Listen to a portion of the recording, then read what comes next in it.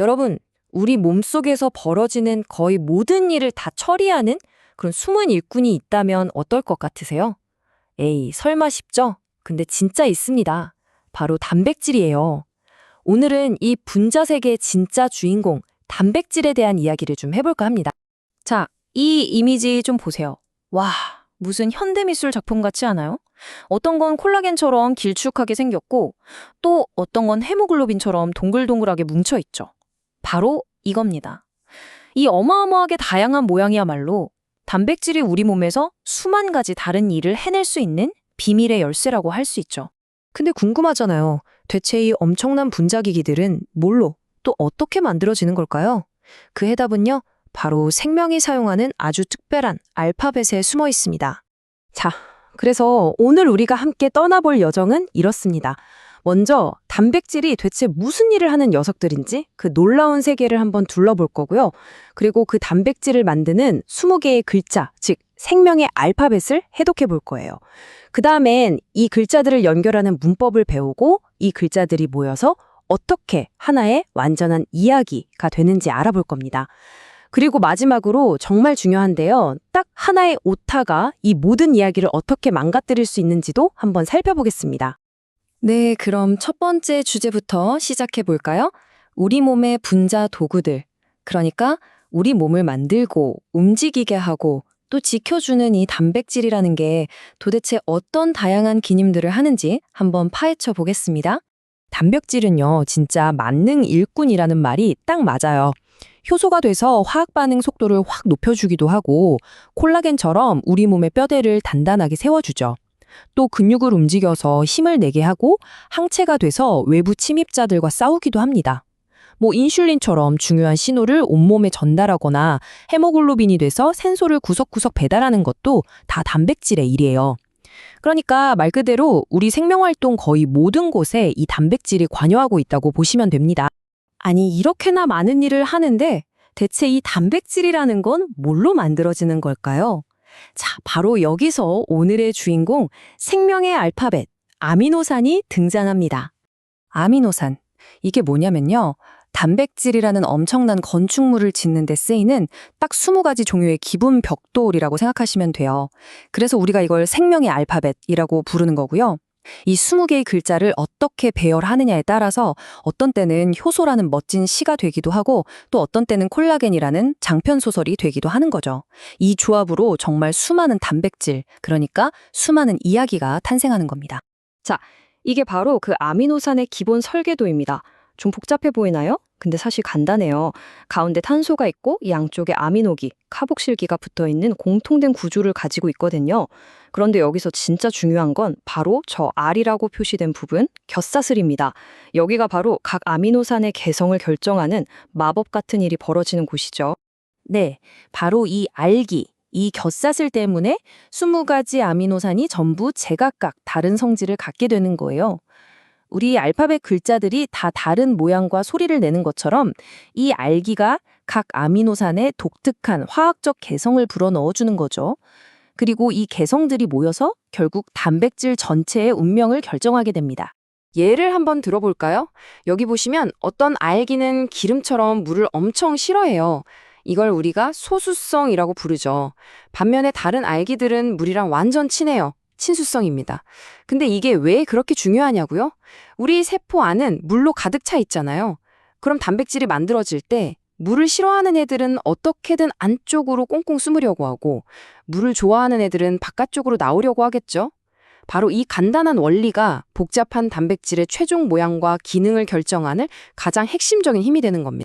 자, 이제 생명의 알파벳 글자들을 하나하나 배웠으니까요.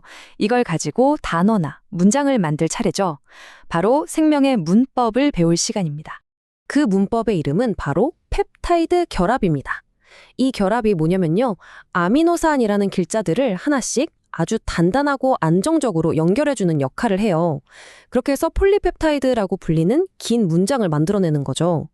바로 이 과정입니다. 한번 보세요. 두 아미노산이 이렇게 딱 만나면요.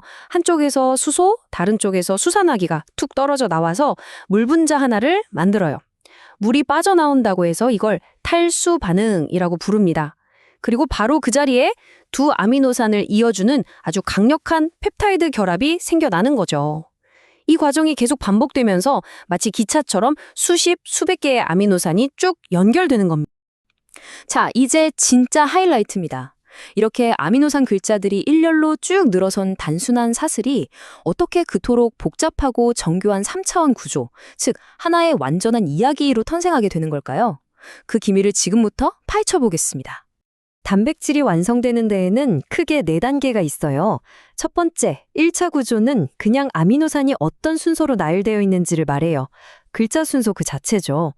그 다음 2차 구조로 가면 이 사슬의 부분이 규칙적으로 꼬이거나 접힙니다. 전화선처럼 나선 모양이 되기도 하고 병풍처럼 접히기도 하고요. 그리고 3차 구조. 이게 바로 이 사슬 전체가 하나의 덩어리로 완벽하게 접힌 최종 3D 입체 모양입니다. 여기서 끝이 아니에요. 어떤 단백질들은 이렇게 만들어진 3차 구조 덩어리들이 여러 개 모여서 하나의 거대한 팀, 즉 4차 구조를 이루기도 한답니다. 이게 바로 대표적인 2차 구조, 알파 나선입니다. 진짜 옛날 전화선처럼 생겼죠? 이 예쁜 나선 구조가 그냥 우연히 만들어지는 게 아니에요.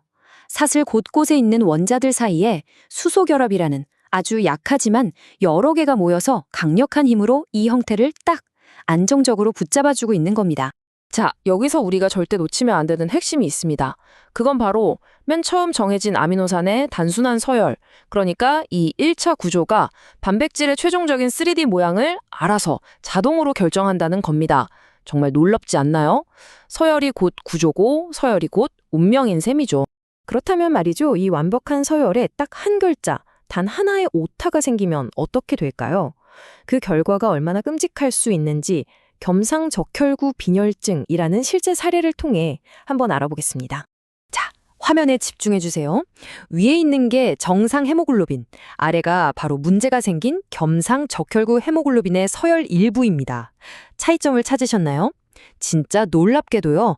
전체 146개의 아미노산 중에서 딱 한 군데, 저 6번째 아미노산만 달라요. 원래 글루탐산이어야 할 자리에 발린이 들어간 거죠. 아니, 146개 중에 딱 하나 바뀐 건데 이게 뭐 그리 대수냐 싶죠. 그런데 이 작은 오타 하나가 왜 그렇게 치명적일까요? 아까 아미노산마다 성격, 즉 개성이 다르다고 했던 거 기억나시죠? 원래 글자였던 글루탐산은 물을 아주 좋아하는 친수성이었어요. 그런데 실수로 바뀐 발린은 정반대로 물을 아주 싫어하는 소수성입니다. 바로 이 차이 때문에 단백질 표면에 물을 싫어하는 끈적끈적한 부분이 뜬금없이 노출되어 버리는 거예요. 마치 벨크로 테이프의 거친 면이 툭 튀어나온 것처럼요. 그 결과는 정말 끔찍합니다. 이 끈적한 부분 때문에 헤모글로빈 분자들이 자기들끼리 막 달라붙어서 길게 늘어서 버려요. 결국 원래는 동그래야 할 적혈구가 흉측한 남모양으로 찌그러져 버리는 거죠.